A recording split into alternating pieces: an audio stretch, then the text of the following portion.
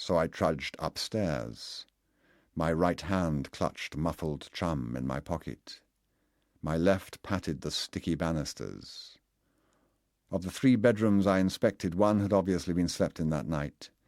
There was a library full of flowers. There was a rather bare room with ample and deep mirrors and a polar bear skin on the slippery floor.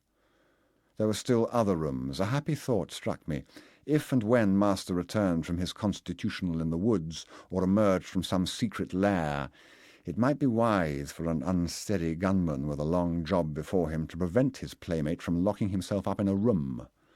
Consequently, for at least 5 minutes I went about lucidly insane, crazily calm, an enchanted and very tight hunter, turning whatever keys in whatever locks there were, and pocketing them with my free left hand. The house, being an old one, had more planned privacy than have modern glamour boxes, where the bathroom, the only lockable locus, has to be used for the furtive needs of Planned Parenthood. Speaking of bathrooms, I was about to visit a 3rd one when Master came out of it, leaving a brief waterfall behind him. The corner of a passage did not quite conceal me. Grey-faced, baggy-eyed, fluffily dishevelled in a scanty, balding way, but still perfectly recognizable, he swept by me in a purple bathrobe, very like one I had. He either did not notice me or else dismissed me as some familiar and innocuous hallucination, and showing me his hairy calves, he proceeded sleepwalker-wise downstairs. I pocketed my last key and followed him into the entrance hall.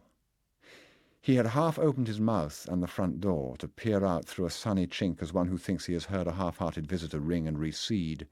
Then, still ignoring the rain-coated phantasm that had stopped in mid-stairs, Master walked into a cosy boudoir across the hall from the drawing-room, through which, taking it easy, knowing he was safe, I now went away from him, and in a bar-adorned kitchen gingerly unwrapped dirty chum, taking care not to leave any oily stains on the chrome. I think I got the wrong product. It was black and awfully messy. In my usual meticulous way, I transferred naked chum to a clean recess about me and made for the little boudoir. My step, as I say, was springy.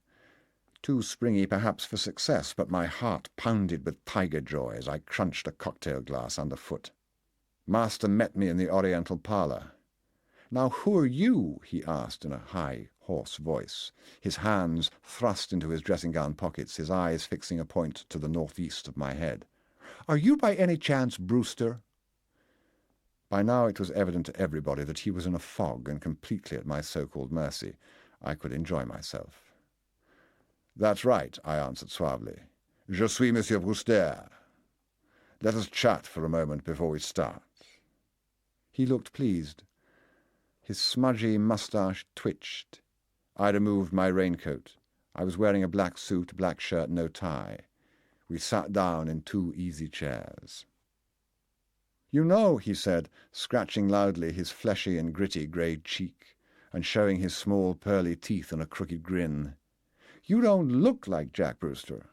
I mean, the resemblance is not particularly striking. Somebody told me he had a brother with the same telephone company."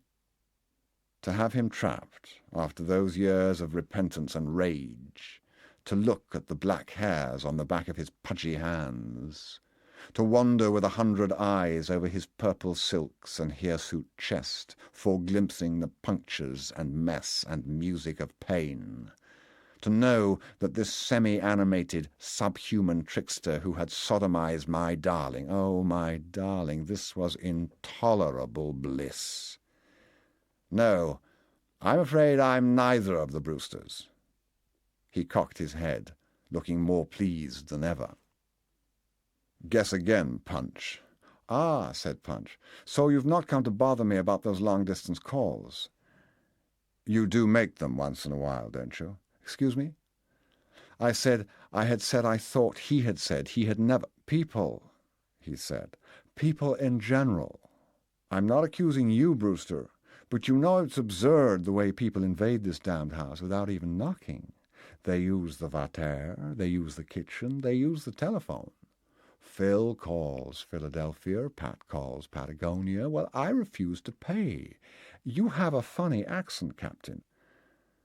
Quilty, I said, do you recall a little girl called Dolores Hayes? Dolly Hayes. Dolly called Dolores Collar. Sure, she may have made those calls. Sure, any place. Paradise, Washington, Hell Canyon, who cares? I do, Quilty. You see, I'm her father. Nonsense, he said. You are not. You are some foreign literary agent. A Frenchman once translated my proud flesh as La Fierté de la Chair. Absurd. She was my child, Quilty. In the state he was in, he could not really be taken aback by anything, but his blustering manner was not quite convincing. A sort of wary inkling kindled his eyes into a semblance of life. They were immediately dulled again. I am very fond of children myself, he said, and fathers are among my best friends. He turned his head away, looking for something. He beat his pockets. He attempted to rise from his seat. Down, I said, apparently much louder than I intended. You need not roar at me, he complained in his strange feminine manner. I just wanted a smoke. I'm dying for a smoke. You're dying, anyway. Oh, shucks, he said.